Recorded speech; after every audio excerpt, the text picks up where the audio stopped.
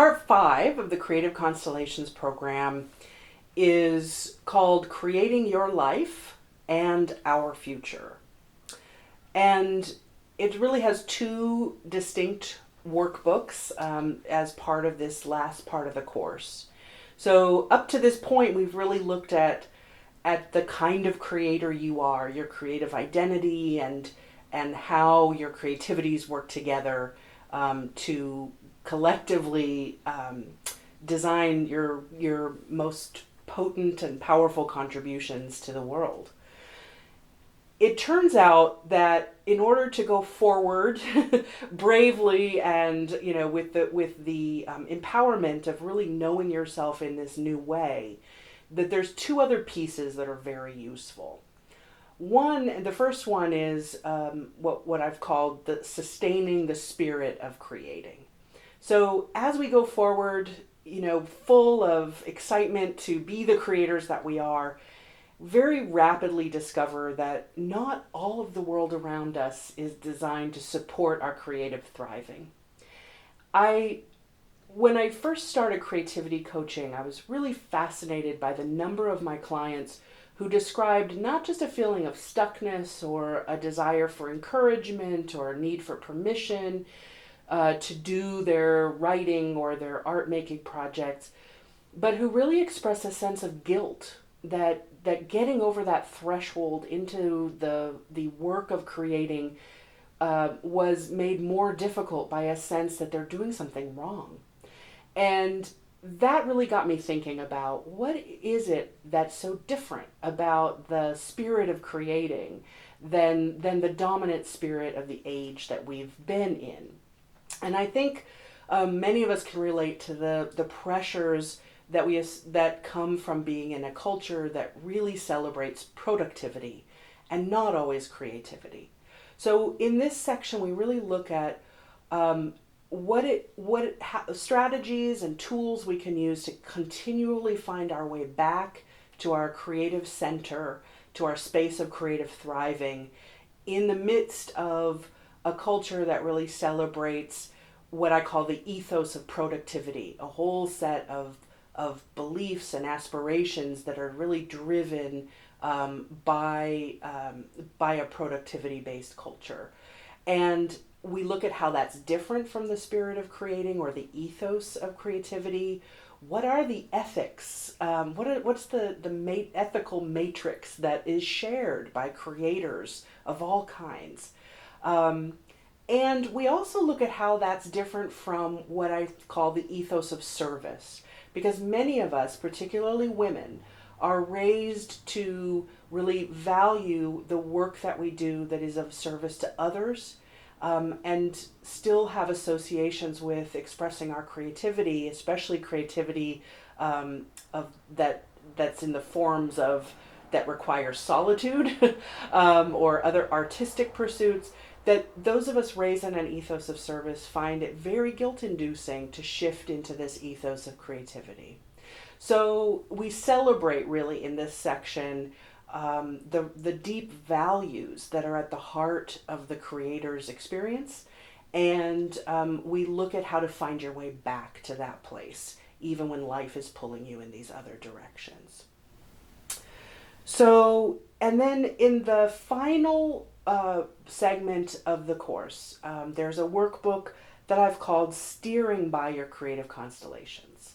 And so here we come back to the questions of if you are a complex human being in a complex world, how do you make choices? How do you decide where you're heading? What's calling you next? How to respond to the world around you and the opportunities that come your way.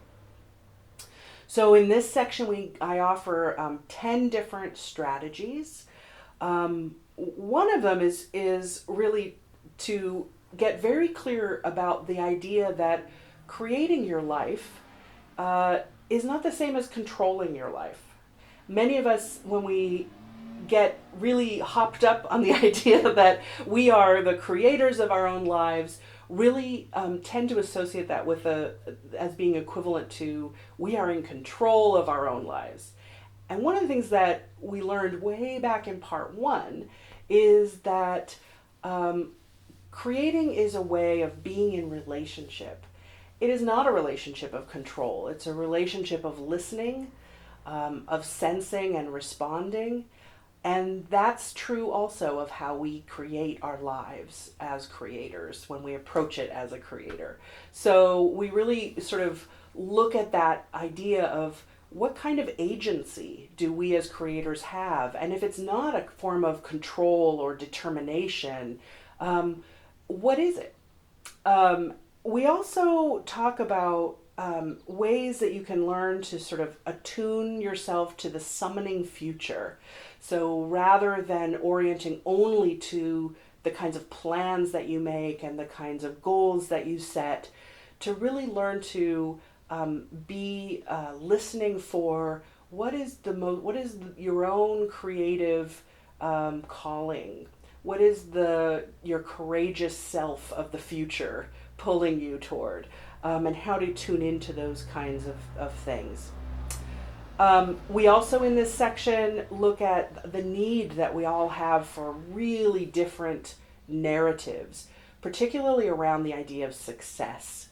Most of our stories that we might call success stories are really about, the person who makes the plan and lives the plan and rises to the top of whatever the field is that they have mastered. And for those of us who are what I call multimodal creators, that may not at all be the nature of our life story. And so we need narratives that celebrate the kind of adaptive, flexible, deeply personal and authentic kinds of lives that that multimodal creators live. So we talk about the kind of life stories that we might want to celebrate. Also, because so many multimodal creators living in those old storylines end up feeling like we're somehow failing to live the right kind of story. And so this is a way of saying there's many more kinds of success than we've historically acknowledged. And then finally we come back to the theme that was introduced in part one of the idea of using your creative constellation as a navigation system that helps you steer toward beauty, whatever beauty means to you. For some of us, beauty is really tightly connected to justice. For others, it feels more like an aesthetic judgment. Maybe it's connected to truth for you, to a sense of harmony and wholeness, or a sense of balance. But in this creativity-centered program, using the notion of a beautiful life and exploring what that might look like, feel like, what that might mean for you is really where we close this particular program. So thank you so much for tuning into these 5 videos, giving you a little glimpse of the different parts and pieces of the Creative Constellations program. And if this material is calling to you, I hope you'll join me for a program when the time is right for you, or you can explore the materials in a range of different ways. And I hope it's helpful to you in your journey as a creator. The core of everything that I teach is really centered on the idea that who you are matters, and you are here to bring forward all parts of who you are, not all at once necessarily, but in the course of your lifetime. Your task is to express all the parts of you that are wanting to be heard. And so I hope this program is helpful to you in staking a claim for that kind of way of thinking about what you are here to do, and how you are part of a community of creators all working to move the world forward. And I'm proud to be part of that community with you.